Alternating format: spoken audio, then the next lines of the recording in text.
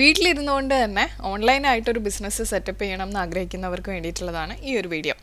നിങ്ങൾ ചെയ്യേണ്ട എല്ലാ സ്റ്റെപ്സും അതേ ഓർഡറിൽ തന്നെയാണ് നമ്മൾ ഈ വീഡിയോയിൽ പറഞ്ഞു പോകുന്നത്. ആദ്യത്തെ സ്റ്റെപ്പ് എന്ന് പറയുന്നത് ഒരു ബിസിനസ് ഐഡിയ കണ്ടെത്തുക എന്നുള്ളതാണ്. ബിസിനസ് ഐഡിയ കണ്ടെത്താനായിട്ട് നിങ്ങളുടെ പാഷൻ അല്ലെങ്കിൽ നിങ്ങളുടെ സ്കില്ല് ഏതൊക്കെയാണെന്നുള്ളത് മനസ്സിലാക്കലാണ് ഫസ്റ്റ് സ്റ്റെപ്പ് എന്ന് പറയുന്നത്.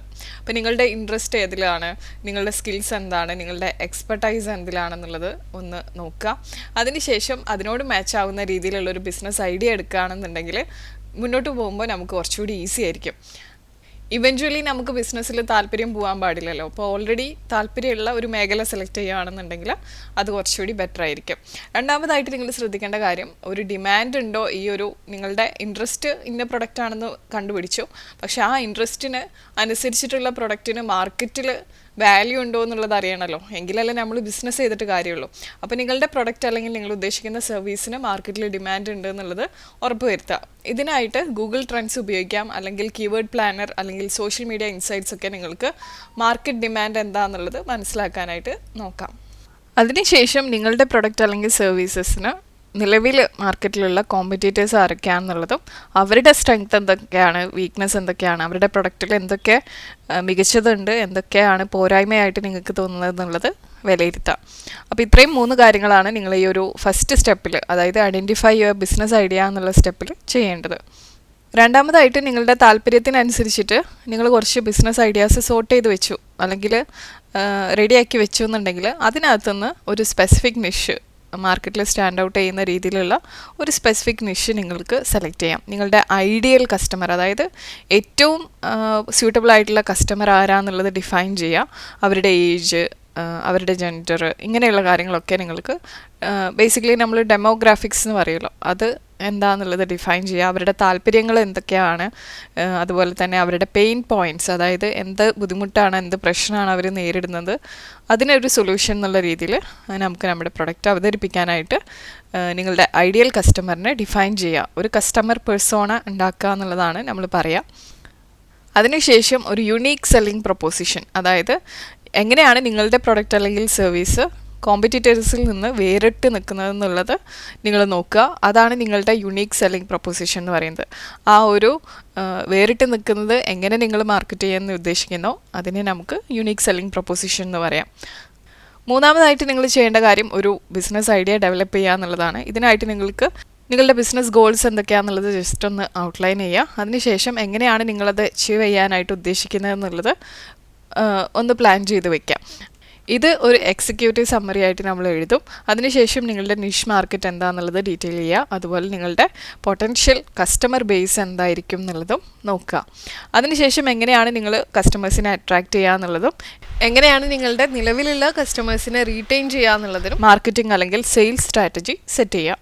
അതിനുശേഷം നിങ്ങൾക്ക് നിങ്ങളുടെ സ്റ്റാർട്ടപ്പ് കോസ്റ്റ് എത്രയാണ് വരിക എന്നുള്ളതിൻ്റെ എസ്റ്റിമേറ്റും, അതുപോലെ നിങ്ങളുടെ പ്രൈസിങ് സ്ട്രാറ്റജി എന്താണെന്നുള്ളതും, നിങ്ങളുടെ ഭാവിയിലുള്ള റവന്യൂ പ്രൊജക്ഷൻസ്, അതായത് എത്ര ലാഭമാണ് നമ്മൾ ഓരോ ക്വാർട്ടറിൽ അല്ലെങ്കിൽ ഓരോ മന്ത് പ്രതീക്ഷിക്കുന്നത് എന്നുള്ളതും നിങ്ങൾക്ക് ഫൈനാൻഷ്യൽ പ്രൊജക്ഷൻസ് എന്ന് പറഞ്ഞിട്ടുള്ള ബിസിനസ് പ്ലാനിൻ്റെ ഒരു സെഷനിൽ ഇൻക്ലൂഡ് ചെയ്യാവുന്നതാണ്. നാലാമതായിട്ട് നിങ്ങളുടെ ബിസിനസ് രജിസ്റ്റർ ചെയ്യാണ് വേണ്ടത്. ഇതിനായിട്ട് നിങ്ങൾക്ക് ഒരു സോൾ പ്രൊപ്രൈറ്റർഷിപ്പായിട്ടോ അല്ലെങ്കിൽ പാർട്ണർഷിപ്പായിട്ടോ LLC ആയിട്ടോ എങ്ങനെയാണ് നിങ്ങളുടെ ബിസിനസ്സിൻ്റെ ലീഗൽ സ്ട്രക്ചർ വരേണ്ടത് എന്നുള്ളത് പ്ലാൻ ചെയ്യുക. അതിനുശേഷം ഒരു മെമ്മറബിൾ ആയിട്ടുള്ള ഒരു ബിസിനസ് നെയിം സെലക്ട് ചെയ്തിട്ട് അത് രജിസ്റ്റർ ചെയ്യുക, ട്രേഡ് മാർക്ക് രജിസ്ട്രേഷൻ എടുക്കുക.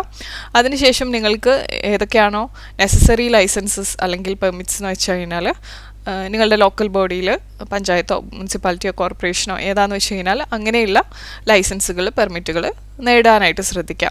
അതിനുശേഷം നിങ്ങൾക്ക് വേണമെന്നുണ്ടെങ്കിൽ, നിങ്ങൾക്ക് മാൻഡേറ്ററി ആണ് അല്ലെങ്കിൽ നിങ്ങൾക്ക് താല്പര്യം ഉണ്ടെന്നുണ്ടെങ്കിൽ ടാക്സ് ഐഡൻറ്റിഫിക്കേഷൻ നമ്പറും കൂടെ എടുക്കാവുന്നതാണ്. അഞ്ചാമതായിട്ട് ചെയ്യേണ്ട കാര്യം നിങ്ങളുടെ ബിസിനസ്സിൻ്റെ ഒരു ഓൺലൈൻ പ്രസൻസ് സെറ്റ് ചെയ്യുക എന്നുള്ളതാണ്. ഇതിനായിട്ട് നിങ്ങൾക്ക് വെബ്സൈറ്റ് ഡെവലപ്പ് ചെയ്യാം, ഇല്ലാന്നുണ്ടെങ്കിൽ eCommerce സെറ്റപ്പ് ചെയ്യാം നിങ്ങളുടെ പ്രൊഡക്ട്സിന് അത് സ്യൂട്ടബിൾ ആണെന്നുണ്ടെങ്കിൽ. അപ്പോൾ ആദ്യത്തെ ഓപ്ഷനായിട്ടുള്ള വെബ്സൈറ്റ് ഡെവലപ്മെൻറ്റിന് എന്തൊക്കെയാണ് വേണ്ടതെന്നുള്ളത് നോക്കാം. ഇതിനായിട്ട് ആദ്യം തന്നെ നിങ്ങളൊരു ഡൊമെയിൻ നെയിമാണ് പർച്ചേസ് ചെയ്യേണ്ടത്. ഡൊമെയിൻ നെയിം എന്ന് പറയുന്നത് നമ്മുടെ URL എന്ന് പറയുമല്ലോ, www.businessbuzz.com എന്ന് പറയുന്നത് നമ്മുടെ ഡൊമെയിൻ നെയിമാണ്. അതുപോലെ നിങ്ങളുടെ ഒരു ഡൊമെയിൻ നെയിം നിങ്ങൾ പർച്ചേസ് ചെയ്യണം. അതിനുശേഷം നിങ്ങൾക്ക് റിലയബിൾ ആയിട്ടുള്ള ഒരു ഹോസ്റ്റിംഗ് സർവീസ് കൂടെ എടുക്കേണ്ടതായിട്ടുണ്ട്. അടുത്തതായിട്ട് ചെയ്യേണ്ടത് വേർഡ് പ്രസ് അല്ലെങ്കിൽ ഷോപ്പിഫൈ അല്ലെങ്കിൽ വിക്സ് പോലെയുള്ള പ്ലാറ്റ്ഫോംസ് ഉപയോഗിച്ച് നിങ്ങളുടെ വെബ്സൈറ്റ് ഡെവലപ്പ് ചെയ്യലാണ്. വെബ്സൈറ്റ് ബിൽഡ് ചെയ്യുന്ന സമയത്ത് എപ്പോഴും ശ്രദ്ധിക്കേണ്ട കാര്യം എന്ന് പറയുന്നത് ഒരു യൂസർ ഫ്രണ്ട്ലി ആയിട്ടുള്ള വെബ്സൈറ്റ് ആയിരിക്കണം. അതായത് ഒരാൾ നമ്മുടെ വെബ്സൈറ്റ് വിസിറ്റ് ചെയ്ത് കഴിഞ്ഞാൽ അവർക്ക് എന്താണോ വേണ്ടത് അത് വളരെ എളുപ്പത്തിൽ തന്നെ അവർക്ക് മൂവ് ചെയ്ത് കണ്ടുപിടിക്കാൻ പറ്റുന്ന രീതിയിലായിരിക്കണം നിങ്ങളുടെ വെബ്സൈറ്റ് ഡെവലപ്പ് ചെയ്യേണ്ടത്. അതായത് നാവിഗേഷൻ കുറച്ചുകൂടി ഈസി ആക്കണം. അതുപോലെ തന്നെയാണ് മൊബൈൽ റെസ്പോൺസീവ് ആയിട്ടുള്ള ഡിസൈൻ വേണം നിങ്ങൾ സെലക്ട് ചെയ്യാനായിട്ട്. അതായത് ഡെസ്ക്ടോപ്പിലെല്ലാം ഓക്കെ ആണെന്നുള്ള രീതിയിൽ നിങ്ങൾ അത് ലൈവാക്കി കൊണ്ട് നടക്കരുത്. മൊബൈലിൽ അതെങ്ങനെയാണ് വരുന്നത്, നിങ്ങൾ ഉദ്ദേശിച്ച പോലെ തന്നെ എല്ലാം ഡീറ്റെയിൽ ആയിട്ട് കറക്റ്റ് ഫോർമാറ്റിൽ തന്നെ വരുന്നുണ്ടോ എന്നുള്ളത് ശ്രദ്ധിക്കണം. ഇല്ലയെന്നുണ്ടെങ്കിൽ അത് അങ്ങനെ വന്നിരിക്കണം. കാരണം അധികം ആളുകളും സ്മാർട്ട് ഫോൺസ് ഉപയോഗിച്ചുകൊണ്ടായിരിക്കും നിങ്ങളുടെ വെബ്സൈറ്റ് ആക്സസ് ചെയ്യാനായിട്ട് ശ്രമിക്കുന്നത്. അപ്പോൾ അത് നമ്മൾ മസ്റ്റായിട്ടും ശ്രദ്ധിക്കേണ്ട കാര്യമാണ്. അടുത്തതായിട്ട് നിങ്ങളുടെ വെബ്സൈറ്റിന് ആവശ്യമായിട്ടുള്ള ഹോം പേജ് അല്ലെങ്കിൽ അബൌട്ട് അസ്, അതുപോലെ പ്രൊഡക്ട്സ് അല്ലെങ്കിൽ സർവീസസ് എന്താണെന്ന് വെച്ച് കഴിഞ്ഞാൽ അതിനെ പറ്റിയിട്ടുള്ള details, contact us page, privacy policy, ഇങ്ങനെയുള്ള കണ്ടൻറ്റ് നിങ്ങൾക്ക് ക്രിയേറ്റ് ചെയ്യണം. അതിനുശേഷം SEO ഒപ്റ്റിമൈസേഷൻ ചെയ്യണം. അതായത് നിങ്ങളുടെ വെബ്സൈറ്റ് നാച്ചുറലി ഓർഗാനിക്കലി ഗൂഗിൾ പോലെയുള്ള സെർച്ച് എൻജിൻസ് റാങ്ക് ചെയ്യണം എന്നുണ്ടെങ്കിൽ ഇതിനായിട്ട് നിങ്ങൾ SEO ഒപ്റ്റിമൈസേഷൻ ചെയ്യണം. ഇതിനെപ്പറ്റി ഡീറ്റെയിൽ ആയിട്ട് വീഡിയോ ചെയ്തിട്ടുണ്ട്, നിങ്ങൾക്ക് ചെക്ക് ചെയ്യാവുന്നതാണ്. ഇനി ഇ-കൊമേഴ്സ് സെറ്റപ്പിൽ പറയുകയാണെന്നുണ്ടെങ്കിൽ നിങ്ങളുടെ പ്രൊഡക്ട്സിന് അത് അപ്ലിക്കബിൾ ആണെന്നുണ്ടെങ്കിൽ നിങ്ങൾക്ക് പ്രൊഡക്റ്റ് ലിസ്റ്റിങ്സ് ചെയ്യാം ആമസോൺ, ഫ്ലിപ്കാർട്ട്, മീഷോ ഒക്കെ പോലെയുള്ള പ്ലാറ്റ്ഫോംസ് ഉപയോഗിച്ചുകൊണ്ട്. അപ്പോൾ ഇതിനായിട്ട് ഹൈ ക്വാളിറ്റിയിലുള്ള ഇമേജസ്, ഡീറ്റെയിൽഡ് ഡിസ്ക്രിപ്ഷൻസ്, നിങ്ങളുടെ പ്രൊഡക്റ്റിൻ്റെ പ്രൈസിംഗ് ഒക്കെ പ്രൊഡക്റ്റ് ലിസ്റ്റിങ്ങിൽ ഇൻക്ലൂഡ് ചെയ്യാം. അതുപോലെ തന്നെ ഒരു സ്മൂത്ത് ആയിട്ടുള്ള ഒരു സെക്യൂർ ആയിട്ടുള്ള ഒരു ചെക്കൗട്ട് പ്രോസസ്സായിരിക്കണം ആളുകൾക്ക് ലഭിക്കേണ്ടത്, നിങ്ങളുടെ യൂസേഴ്സിന് ലഭിക്കേണ്ടത്. അതുപോലെ തന്നെ സെക്യൂർ പേയ്മെൻറ്റ് ഓപ്ഷൻസ് ആയിട്ടുള്ള പേയ്പാൽ, സ്ട്രൈപ്പ് അല്ലെങ്കിൽ ലോക്കൽ പേയ്മെൻറ്റ് പ്രോസസ്സേഴ്സൊക്കെ ഉപയോഗിക്കാവുന്നതാണ്. ആറാമതായിട്ട് നിങ്ങൾ ചെയ്യേണ്ട കാര്യം പ്രൊഡക്ട്സ് സോഴ്സ് ചെയ്യുക. അല്ല, ഇനി നിങ്ങൾ സർവീസസ് ആണ് ഡീൽ ചെയ്യുന്നതെന്നുണ്ടെങ്കിൽ സർവീസസ് ഡെവലപ്പ് ചെയ്യുക എന്നുള്ളതാണ്. അപ്പോൾ പ്രൊഡക്റ്റ് സോഴ്സിങ് നിങ്ങൾക്ക് സാധിക്കുന്നുണ്ടെങ്കിൽ നിങ്ങൾ തന്നെ മാനുഫാക്ചർ ചെയ്യുക. അല്ലെങ്കിൽ നിങ്ങൾക്ക് ഹോൾസെയിൽ സപ്ലയേഴ്സിനെ കോൺടാക്റ്റ് ചെയ്തിട്ട് അവരുടെ അടുത്തുനിന്ന് ബൾക്കായിട്ട് പ്രൊഡക്ട്സ് പർച്ചേസ് ചെയ്യാവുന്നതാണ് പിന്നീട് നിങ്ങൾക്ക് സെല് ചെയ്യാനായിട്ട്. ഇനി അതും അല്ലാന്നുണ്ടെങ്കിൽ ഡ്രോപ്പ് ഷിപ്പിംഗ് ചെയ്യാം. അതായത് സപ്ലയേഴ്സുമായിട്ട് ടൈപ്പ് ചെയ്യാം.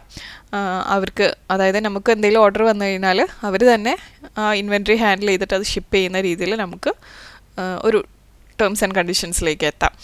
ഡ്രോപ്പ് ഷിപ്പിംഗ് എന്താണെന്നുള്ളതിനെ പറ്റിയിട്ടും എങ്ങനെ അത് വർക്ക് ചെയ്യുന്നു, എങ്ങനെയാണ് നിങ്ങൾക്കും അത് ചെയ്യാമെന്നുള്ളതിനെ പറ്റിയിട്ടൊക്കെ നമ്മൾ വീഡിയോസ് ചെയ്തിട്ടുണ്ട്. താല്പര്യം ഉണ്ടെങ്കിൽ അത് കണ്ടു നോക്കാവുന്നതാണ്. സർവീസസ് ആണ് നിങ്ങൾ ചെയ്യുന്നതെന്നുണ്ടെങ്കിൽ എന്തൊക്കെ സർവീസസ് ആണ് നിങ്ങൾ ഓഫർ ചെയ്യുന്നത്, എന്തൊക്കെയാണ് അതിൻ്റെ ഡെലിവറബിൾസ് എന്നുള്ളതും എന്താണ് അതിൻ്റെ പ്രൈസിങ് വരുന്നത് എന്നുള്ളതും നിങ്ങൾക്ക് കാണിക്കാവുന്നതാണ്. ഏഴാമതായിട്ട് മാർക്കറ്റിംഗ് സ്ട്രാറ്റജീസ് ഇംപ്ലിമെൻറ്റ് ചെയ്യുക എന്നുള്ളതാണ് സ്റ്റെപ്പ്. സെർച്ച് എഞ്ചിൻ ഒപ്റ്റിമൈസേഷൻ ചെയ്യുക. ഇതിനായിട്ട് കീവേഡ് റിസർച്ച് ചെയ്യണം. സെംബ്രഷ് അല്ലെങ്കിൽ AHREFS പോലെയുള്ള വെബ്സൈറ്റ്സ് ഉപയോഗിച്ചുകൊണ്ട് റിലവൻ്റ് ആയിട്ടുള്ള കീവേഡ്സ് നിങ്ങൾക്ക് കണ്ടെത്താവുന്നതാണ്. പിന്നെ നമുക്ക് ഓൺ പേജ് SEO ചെയ്യണം. മീറ്റ ടാഗ്സ്, ഹെഡിങ്സ്, കണ്ടൻറ്റൊക്കെ ടാർഗറ്റ് കീവേഡ്സ് വെച്ചിട്ട് എൻട്രി ചെയ്യാനായിട്ട് ശ്രദ്ധിക്കുക. ഇങ്ങനെ ആകുമ്പോൾ നമ്മുടെ SEO optimisation, on page optimisation നമുക്ക് ചെയ്യാനായിട്ട് സാധിക്കും. അതിനുശേഷം നിങ്ങൾക്ക് വേണമെന്നുണ്ടെങ്കിൽ ഒരു ബ്ലോഗ് സ്റ്റാർട്ട് ചെയ്യാം, വാല്യുബിൾ ആയിട്ടുള്ള ഇൻഫർമേഷൻ ആളുകൾക്ക് പാസ് ചെയ്യുന്ന രീതിയിൽ. അപ്പോൾ അതും SEO ഇമ്പ്രൂവ് ചെയ്യുന്നതാണ്. അപ്പോൾ ഇങ്ങനെ കണ്ടൻറ് മാർക്കറ്റിംഗ് ഉപയോഗിച്ചുകൊണ്ടും നിങ്ങൾക്ക് SEO ചെയ്യാവുന്നതാണ്. അടുത്ത ഓപ്ഷൻ എന്ന് പറയുന്നത് സോഷ്യൽ മീഡിയ മാർക്കറ്റിംഗ് ആണ്. ഏതെങ്കിലും ഒരു പ്ലാറ്റ്ഫോം നിങ്ങൾക്ക് സെലക്ട് ചെയ്യാം, അല്ലെങ്കിൽ മൾട്ടിപ്പിൾ പ്ലാറ്റ്ഫോംസ് സെലക്ട് ചെയ്യാം. ഫേസ്ബുക്ക്, ഇൻസ്റ്റാഗ്രാം, ലിങ്ക്ഡിൻ ഒക്കെ പോലെയുള്ള നിങ്ങളുടെ ഓഡിയൻസ് എവിടെയാണോ മോസ്റ്റ് ആക്റ്റീവ് ആയിട്ടുള്ളത് എന്ന് നോക്കിയിട്ട് ആ ഒരു പ്ലാറ്റ്ഫോമിൽ നിങ്ങൾ ആക്റ്റീവായിരുന്നാൽ മതി. അതിനുശേഷം നിങ്ങൾക്ക് റെഗുലറായിട്ട് പോസ്റ്റുകൾ പ്ലാൻ ചെയ്യണം, സ്റ്റോറീസ് ഇടണം. അതുപോലെ ആളുകളെ എൻഗേജ് ചെയ്യുന്ന രീതിയിലുള്ള ആക്ടിവിറ്റീസ് നിങ്ങൾ ഇത്തരത്തിലുള്ള പ്ലാറ്റ്ഫോംസിൽ ചെയ്തുകൊണ്ടിരിക്കണം. നിങ്ങളുടെ ഓഡിയൻസായിട്ട് കമൻസിലൂടെ, മെസ്സേജസിലൂടെയൊക്കെ ഒരു ഇൻട്രാക്ഷൻ ഉണ്ടാക്കിയതിന് ശേഷം ഒരു കമ്മ്യൂണിറ്റി ബിൽഡ് ചെയ്യാനായിട്ട് ശ്രദ്ധിക്കുക. അടുത്തതാണ് ഇമെയിൽ മാർക്കറ്റിംഗ്. അതായത് നമുക്ക് ഇമെയിൽ അഡ്രസ്സ് കളക്ട് ചെയ്യാം, സൈനപ്പ് ഫോംസോ അല്ലെങ്കിൽ ലീഡ് ജനറേഷനൊക്കെ ചെയ്തിട്ട് നമുക്ക് ഇമെയിൽ അഡ്രസ്സ് കളക്ട് ചെയ്യാം. അതിനുശേഷം റെഗുലറായിട്ട് അവർക്ക് ന്യൂസ് ലെറ്റേഴ്സ് അയക്കുക, പ്രൊമോഷണൽ ഓഫേഴ്സ് അയക്കുക, പേഴ്സണലൈസ്ഡ് മെസ്സേജസ് ഒക്കെ അയച്ചുകൊണ്ടിരുന്നാൽ ഇങ്ങനെയുള്ള ഇമെയിൽ ക്യാമ്പയിൻസ് വഴി നമുക്ക് യൂസേഴ്സിനെ കിട്ടും, അല്ലെങ്കിൽ നമ്മുടെ പൊട്ടൻഷ്യൽ കസ്റ്റമേഴ്സ് അല്ലെങ്കിൽ ക്ലയൻസിനെ റീച്ച് ചെയ്യാനായിട്ട് സാധിക്കും. ഇനിയുള്ള മറ്റൊരു ഓപ്ഷൻ എന്ന് പറയുന്നത് പെയ്ഡ് അഡ്വർടൈസിങ് ചെയ്യാം, ഗൂഗിൾ ആഡ്സ് ഒക്കെ ചെയ്യാം. അതുപോലെ സോഷ്യൽ മീഡിയ പ്ലാറ്റ്ഫോംസ് ആയിട്ടുള്ള ഫേസ്ബുക്ക്, ഇൻസ്റ്റാഗ്രാമിലൊക്കെ നമുക്ക് ടാർഗറ്റഡ് അഡ്വർടൈസിങ് ചെയ്യാവുന്നതാണ്. മറ്റൊരു ഓപ്ഷനാണ് ഇൻഫ്ലുവൻസർ പാർട്ണർഷിപ്പ്. അതായത് ഓൾറെഡി അത്യാവശ്യം ഇൻഫ്ലുവൻസ് ഉള്ള, നമ്മുടെ സോഷ്യൽ മീഡിയയിലൊക്കെ അത്യാവശ്യം ഫോളോവേഴ്സ് ഉള്ള ഇൻഫ്ലുവൻസേഴ്സിനെ വെച്ചിട്ട് നിങ്ങളുടെ പ്രൊഡക്ട്സ് അല്ലെങ്കിൽ സർവീസസ് പ്രൊമോട്ട് ചെയ്യാം. അപ്പോൾ അത് കൂടുതൽ പേരിലേക്ക് എത്തുന്നതാണ്. അതുപോലെ തന്നെ നിങ്ങൾക്ക് വേണമെന്നുണ്ടെങ്കിൽ ഒരു അഫിലിയേറ്റ് പ്രോഗ്രാം ക്രിയേറ്റ് ചെയ്യാവുന്നതാണ്. നിങ്ങളുടെ പ്രൊഡക്റ്റ് അല്ലെങ്കിൽ സർവീസസ് പ്രൊമോട്ട് ചെയ്യുന്ന ആളുകൾക്ക് ചെറിയൊരു കമ്മീഷൻ ഓഫർ ചെയ്യുന്ന രീതിയിൽ ചെയ്യാവുന്നതാണ്. എട്ടാമതായിട്ട് നിങ്ങൾക്ക് ഒരു കസ്റ്റമർ സർവീസ് ചാനൽ എസ്റ്റാബ്ലിഷ് ചെയ്യേണ്ടതായിട്ടുണ്ട്. കോൺടാക്റ്റ് ഓപ്ഷൻസ് കൊടുക്കുക. നിങ്ങളുടെ കസ്റ്റമേഴ്സിന് മൾട്ടിപ്പിൾ വേയ്സിലൂടെ നിങ്ങൾ റീച്ച് ചെയ്യാൻ പറ്റുന്ന രീതിയിലായിരിക്കണം ഇത് കൊടുക്കേണ്ടത്. ഇമെയിൽ, ഫോൺ, ലൈവ് ചാറ്റൊക്കെ ഓപ്ഷൻസ് നിങ്ങൾക്ക് കൊടുക്കാവുന്നതാണ്. അതുപോലെ തന്നെ ഒരു FAQ സെക്ഷൻ, ഫ്രീക്വൻ്റ്ലി ആസ്ക്ഡ് ക്വസ്റ്റ്യൻസിൻ്റെ ഒരു സെക്ഷൻ നിങ്ങൾക്ക് ഉണ്ടാക്കാവുന്നതാണ്. ഇങ്ങനെയാവുമ്പോൾ കോംപ്രിഹെൻസീവായിട്ട് കോമൺ ആയിട്ട് ആളുകൾ ചോദിക്കുന്ന ആളുകൾക്ക് ഉണ്ടാകുന്ന ഡൗട്ട്സൊക്കെ നിങ്ങൾക്ക് ആ ഒരു FAQ സെക്ഷനിൽ പറയാവുന്നതാണ്. അത് ആളുകൾക്ക് ഹെൽപ്പ് ചെയ്യുന്നതാണ്. നമുക്ക് കുറേ എൻക്വയറീസ് അങ്ങനെ കുറഞ്ഞു കിട്ടുകയും ചെയ്യും. പിന്നെ നിങ്ങളുടെ returns, refunds and customer satisfaction policy എന്താണെന്നുള്ളത്, അതായത് ബേസിക്കലി കസ്റ്റമേഴ്സിൻ്റെ സപ്പോർട്ട് പോളിസി എന്താണെന്നുള്ളതും നിങ്ങൾക്ക് എസ്റ്റാബ്ലിഷ് ചെയ്ത് വെക്കാം. നിങ്ങളുടെ വെബ്സൈറ്റിൽ അത് ഇൻക്ലൂഡ് ചെയ്ത് വെക്കാം. ഇനി റിട്ടേൺസൊക്കെ മേ ബി നിങ്ങളൊരു ആ ഒരു പ്രൊഡക്റ്റ് ഡെലിവറി ചെയ്ത് കഴിഞ്ഞ് ഒരു 7 ഡേയ്സിലെ റിട്ടേൺസ് അക്സെപ്റ്റ് ചെയ്യുമെന്നുള്ളൂ എന്നാണെന്നുണ്ടെങ്കിൽ അത് സ്പെസിഫിക്കലി മെൻഷൻ ചെയ്യാനായിട്ട് ശ്രദ്ധിക്കണം. ഇല്ലയെന്നുണ്ടെങ്കിൽ ഭാവിയിൽ പ്രശ്നം വരും. 9ാമതായിട്ട് നിങ്ങളുടെ ഓപ്പറേഷൻസ് നിങ്ങൾ എഫിഷ്യൻ്റ്ലി തന്നെ മാനേജ് ചെയ്യുക. അതായത് ഇൻവെൻട്രി മാനേജ്മെൻറ്റ്, നിങ്ങൾക്ക് വേണമെന്നുണ്ടെങ്കിൽ സോഫ്റ്റ്വെയർ ഉപയോഗിച്ചിട്ട് നിങ്ങളുടെ സ്റ്റോക്കിൻ്റെ ലെവൽസ് എന്താണെന്നുള്ളതും ഓർഡേഴ്സൊക്കെ ട്രാക്ക് ചെയ്യാനായിട്ടും അത് ഉപയോഗിക്കാവുന്നതാണ്. അതുപോലെ തന്നെ നിങ്ങളുടെ ഒരു ഓർഡർ പ്ലേസ് ചെയ്ത് കഴിഞ്ഞാൽ അത് ഡെലിവറി ആവുന്ന വരെയുള്ള പ്രോസസ്സ് എന്താണെന്നുള്ളത് പ്രോപ്പറായിട്ട് നിങ്ങൾ നോക്കുക. ഫൈനാൻഷ്യൽ റെക്കോർഡ്സൊക്കെ കീപ്പ് ചെയ്യാനായിട്ട് ശ്രദ്ധിക്കുക. ക്വിക്ക് ബുക്സോ അല്ലെങ്കിൽ സോഹോ ബുക്സൊക്കെ ഉപയോഗിച്ചുകൊണ്ട് നിങ്ങൾക്ക് അക്കൗണ്ടിങ് ചെയ്യാവുന്നതാണ്. 10ാമതായിട്ട് നിങ്ങളുടെ ബിസിനസ് ലോഞ്ച് ചെയ്യുക. ആദ്യം ഒരു സോഫ്റ്റ് ലോഞ്ച് ചെയ്യുക. നിങ്ങളുടെ വെബ്സൈറ്റ് ടെസ്റ്റ് ചെയ്യാനായിട്ട് ചെറിയൊരു ഗ്രൂപ്പിലേക്ക് അത് പാസ് ചെയ്യുക. എന്നിട്ട് അവരുടെ ഫീഡ്ബാക്ക് ഗെയിൻ ചെയ്യുക. പിന്നെ നിങ്ങൾക്ക് ഒഫീഷ്യലി ലോഞ്ച് ചെയ്യാവുന്നതാണ് മാർക്കറ്റിംഗ് ചാനൽസിലൂടെ പ്രൊമോഷൻ ചെയ്തതിന് ശേഷം. 11ാമതായിട്ട് നമുക്ക് നമ്മുടെ പെർഫോമൻസ് എങ്ങനെയുണ്ട് എന്നുള്ളത് റെഗുലറായിട്ട് മോണിറ്റർ ചെയ്യുക. അത് ഒപ്റ്റിമൈസ് ചെയ്യുക എന്നുള്ളതാണ് സ്റ്റെപ്പ്. ഇതിനായിട്ട് ഗൂഗിൾ അനലിറ്റിക്സ് ഉപയോഗിക്കാം. സോഷ്യൽ മീഡിയയിലൊക്കെയുള്ള ഇൻസൈറ്റ്സ് എന്ന് പറഞ്ഞിട്ടുള്ള ഓപ്ഷൻ ഉപയോഗിച്ചുകൊണ്ടും നമുക്ക് നമ്മുടെ പെർഫോമൻസ് മോണിറ്റർ ചെയ്യാവുന്നതാണ്. അതുപോലെ നിങ്ങളുടെ വെബ്സൈറ്റിന് എത്രത്തോണ്ട് ട്രാഫിക് ഉണ്ട് എന്നുള്ളതും, കൺവേർഷൻ റേറ്റ് എന്താണെന്നുള്ളതും, ബൗൺസ് റേറ്റ് എന്താണെന്നുള്ളതും, കസ്റ്റമർ അക്വിസിഷൻ കോസ്റ്റ് എന്താണെന്നുള്ളതൊക്കെ നിങ്ങൾ നോക്കാനായിട്ട് ശ്രദ്ധിക്കാം. പിന്നെ നിങ്ങളുടെ കസ്റ്റമേഴ്സിൻ്റെ അടുത്തുനിന്ന് റിവ്യൂസ് അല്ലെങ്കിൽ ടെസ്റ്റിമോണിയൽസ് ഒക്കെ കളക്ട് ചെയ്യാനായിട്ടും ശ്രദ്ധിക്കാം. അടുത്ത സ്റ്റെപ്പ് എന്ന് പറയുന്നത് നിങ്ങളുടെ ബിസിനസ് സ്കെയിലപ്പ് ചെയ്യുന്നതിനെ പറ്റിയിട്ടും കൂടുതൽ എക്സ്പാൻഷൻ ചെയ്യുന്നതിനെ പറ്റിയിട്ടുമാണ്. അപ്പോൾ നിങ്ങൾക്ക് പുതിയ പ്രൊഡക്ട്സ് വേണമെന്നുണ്ടെങ്കിൽ ഓഫർ ചെയ്യാം. അതുപോലെ തന്നെ പുതിയ ഒരു സെക്ഷൻ, അതായത് പുതിയ കസ്റ്റമർ സെഗ്മെൻറ്റ്സ് ആണ് നിങ്ങൾ ടാർഗറ്റ് ചെയ്യേണ്ടത് എന്നുണ്ടെങ്കിൽ അത് നിങ്ങൾക്ക് ചെയ്യാം. ഒരു specific geographic area, may be നിങ്ങൾക്ക് ബാംഗ്ലൂർ മാത്രമാണ് ചെയ്യേണ്ടതെന്നുണ്ടെങ്കിൽ അങ്ങനെ സ്പെസിഫിക് ആയിട്ടൊരു ജോഗ്രഫിക് ഏരിയനെ വെച്ചിട്ടും നിങ്ങൾക്ക് എക്സ്പാൻഷൻ ചെയ്യാവുന്നതാണ്. പിന്നെ ഇമെയിൽ മാർക്കറ്റിംഗ് അല്ലെങ്കിൽ social media scheduling, customer relationship management ഒക്കെ ഓട്ടോമേറ്റ് ചെയ്യുകയാണെന്നുണ്ടെങ്കിൽ, അതായത് കുറച്ചുകൂടി ആ ഒരു പ്രോസസ്സ് ഈസി ആക്കുന്ന രീതിയിൽ നിങ്ങൾക്ക് ചെയ്യുകയാണെന്നുണ്ടെങ്കിൽ കുറച്ചുകൂടി ബെറ്റർ ആയിരിക്കും. അതുപോലെ നിങ്ങൾക്ക് ഫ്രീലാൻസേഴ്സിനെ, എംപ്ലോയീസിനൊക്കെ ഒരു സമയത്ത് വർക്ക് ലോഡ് കൂടുന്നു എന്ന് തോന്നുകയാണെന്നുണ്ടെങ്കിൽ ഹയർ ചെയ്യാനായിട്ട് ശ്രമിക്കാം. അങ്ങനെ ആകുമ്പോൾ നമുക്കൊരു ടീം ബിൽഡിങ്ങും ചെയ്യാനായിട്ട് സാധിക്കും.